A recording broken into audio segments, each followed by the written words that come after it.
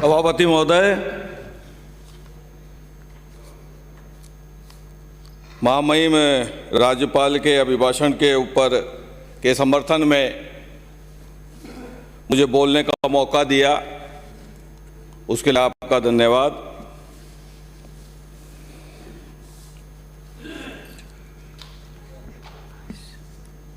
Corona काल के शुरू होने से लेकर आज तक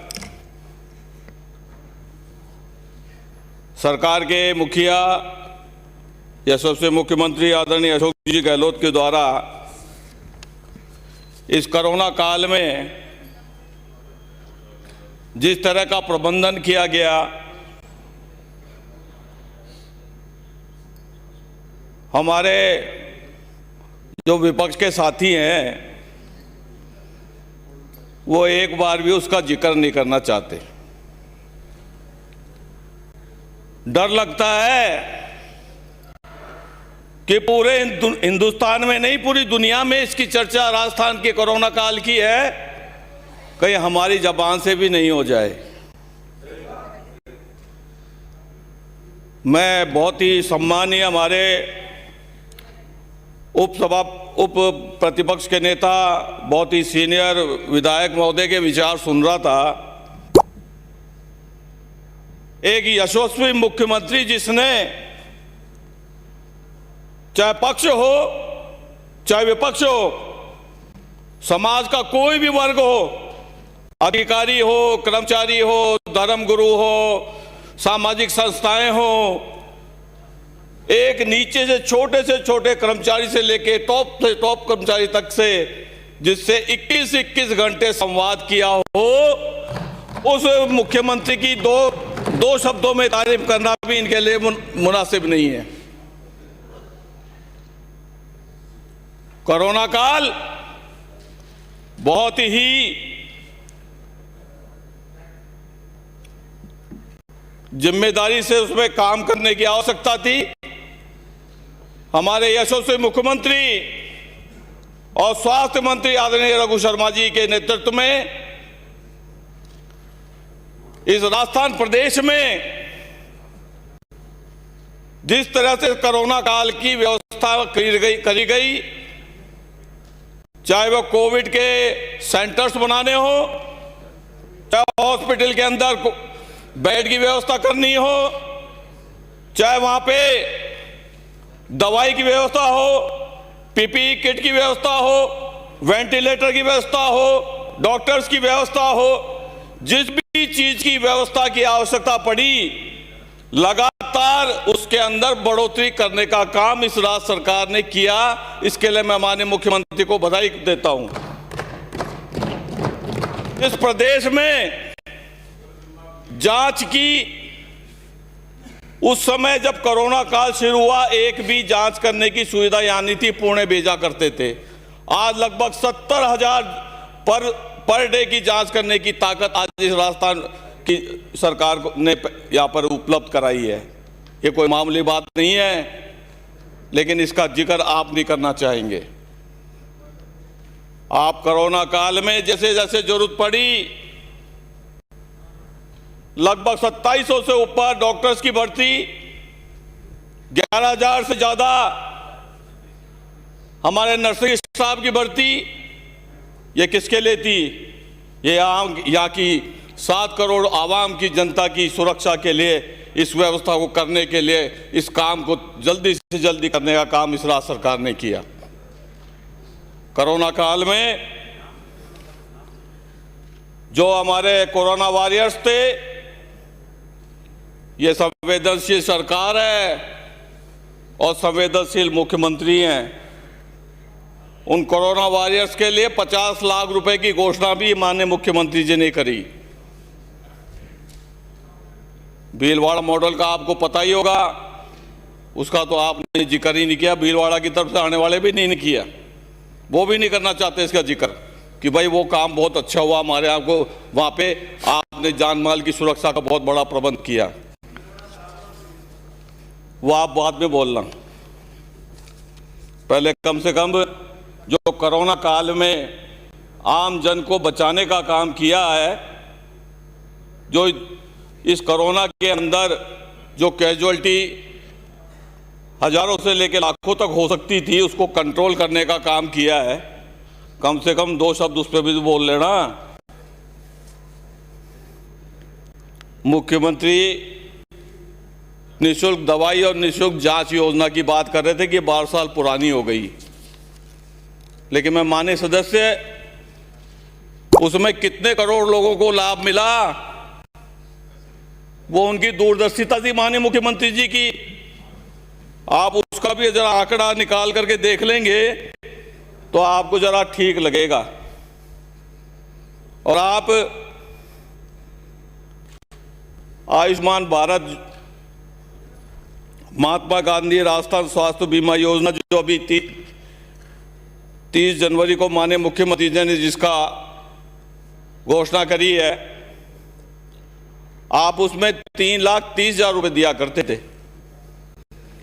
उसमें माननीय मुख्यमंत्री जी ने 5 लाख कर दिए हैं। और उस जो आपकी भामाशाह योजना थी, उसमें जो कमी पेशी थी,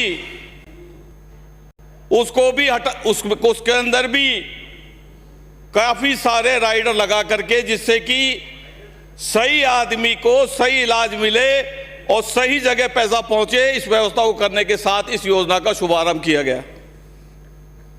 आपने जो योजना लागू करी, उसमें बहुत सारी शिकायतें लगातार विभाग और मंत्री जी के पास आई थी, तब जाकर के इस योजना का अमेंडमेंट किया गया। मैं धन्यवाद देना चाहूंगा माननीय मुख्यमंत्री जी का और मंत्री जी का कि आपने इस योजना में, और आपको बताना चाहता हूं, इसमें राज्य सरकार का जो कंट्रीब्यूशन है वो ज्यादा है बनिस्बत केंद्र सरकार के। अब हम नहीं बोला जा रहा, ये अपने वाले को ज्यादा बोलते हैं, हमारे वाले को कम बोलेंगे, ये ध्यान रखना। नहीं, मैं बोल रहा हूं।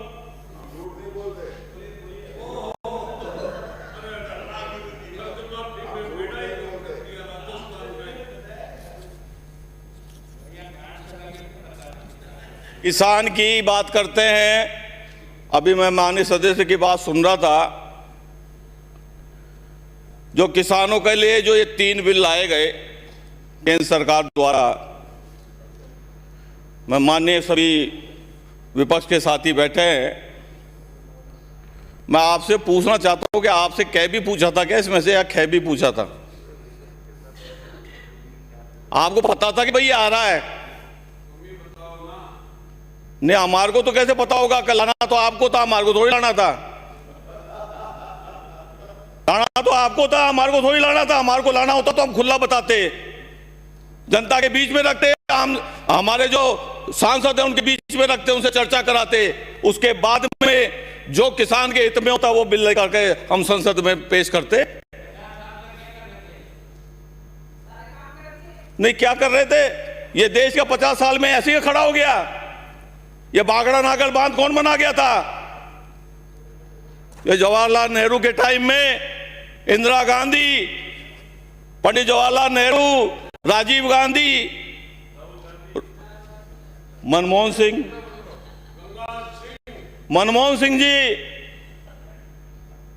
सिंह जी वो प्रधानमंत्री थे जब पूरी दुनिया के अंदर इंडस्ट्रियल स्लोडाउन था, लेकिन हिंदुस्तान को उन्होंने बचा करके निकाल करके लेके गए। आप उस समय की बातें भूल गए जब आप एफडीआई का विरोध किया करते थे वहां लोकसभा में। आज उस एफडीआई का समर्थन करने के लिए आप तैयार बैठे।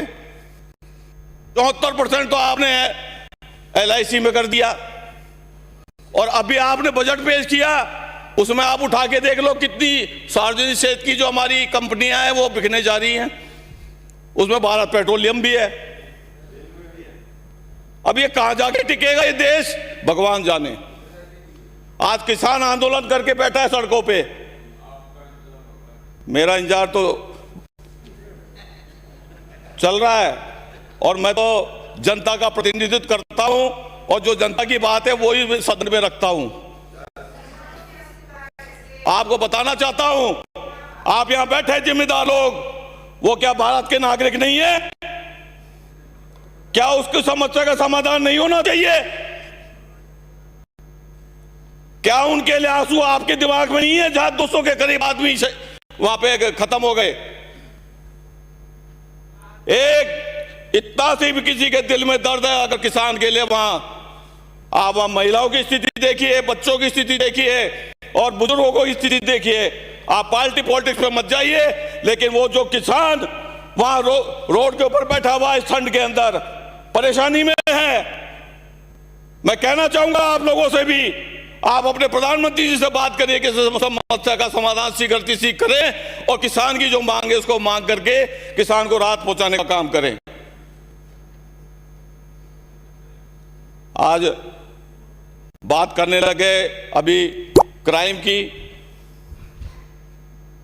माननीय मुख्यमंत्री जी ने जो पुलिस में व्यवस्था करी है ना, आप एक क्राइम ब्यूरो का रिकॉर्ड माने हमारे उपनेता बता रहे थे, आप वो जो क्राइम रिपोर्ट आती है, नेशनल क्राइम रिपोर्ट, उसको पूरा डिटेल से पढ़ना। उसमें एक लाइन और आती है कि हर स्टेट की अपनी अलग अलग प्रोफाइल है। उस प्रोफाइल के कारण कहीं ऊपर है कहीं नीचे है। जो व्यवस्था आज मुख्यमंत्री जी ने यहां करी है, ये उसके कारण ही है कि आम नागरिक को एक राहत पहुंचाने के लिए जो उन्होंने रिपोर्ट दर्ज करना अनिवार्य किया, ये उसके कारण ही है कि आज ये क्राइम रिपोर्ट आपको ज्यादा बढ़ी हुई दिख रही है। बात कर रहे हैं विकास की। इस 2 साल के समय में चाहे विद्यालय का काम हो, चाहे महाविद्यालय का काम हो, चाहे सड़कों का काम हो, चाहे पेयजल का काम हो, आप किसी भी क्षेत्र में चले जाएं, इस किताब में जो आज प्रगति की रिपोर्ट देखी है, इसको एक बार भी इन्होंने पढ़ करके इसके अंदर नहीं पेश किया है। इन्होंने जितनी बात करी है आज, वो इररिलेवेंट बातें और कुछ तथ्यों के साथ में जो चीजें इस बजट, इस भाषण का जो प्रारूप है, उसके ऊपर कोई डिस्कशन नहीं करना चाहता। सिर्फ इस सरकार की जो रिपोर्ट है उसके ऊपर, अन्य चीजों के ऊपर बातें करके इसको डाइवर्ट करने का काम लगातार कर रहे हैं। लेकिन जो विकास है, जो जनता है, वो सब देखती है, जानती है।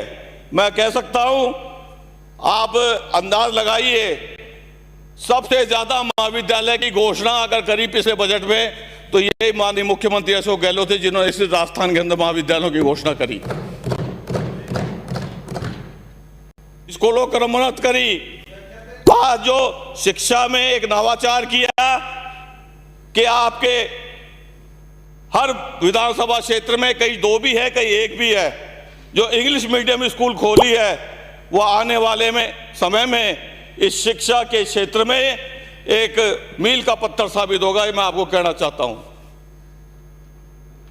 लेकिन विपक्ष के हमारे बड़े बहुत सीनियर लोग बैठे हैं, सरकार पे कटाक्ष करने का उनका अधिकार है, लेकिन मैं उनको भी कहना चाहता हूं, एक समय वो भी इसी पद पे थे और एक बार ये कह दिया कि हर जगह पुलिस उपलब्ध नहीं हो सकती है। ये था या नहीं था? तो ये तो परिस्थिति, सरकार की जो भूमिका है और सरकार के जो हमारे मुखिया हैं, हमारे जो मंत्रीगण हैं, सरकार की स्थिति पे भी बात करने लग गए। बात हो रही है अभिभाषण पे, बात चली गई कहीं और। जो मुद्दे हैं आम आदमी के, वो तो भटक गए, उसके ऊपर तो कोई चर्चा है नहीं। क्या किसान की बात करें, मजदूर की बात करें, नौजवान की बात करें। आज इस सरकार ने कितनी नौकरियां निकाल के रोजगार देने का काम किया है।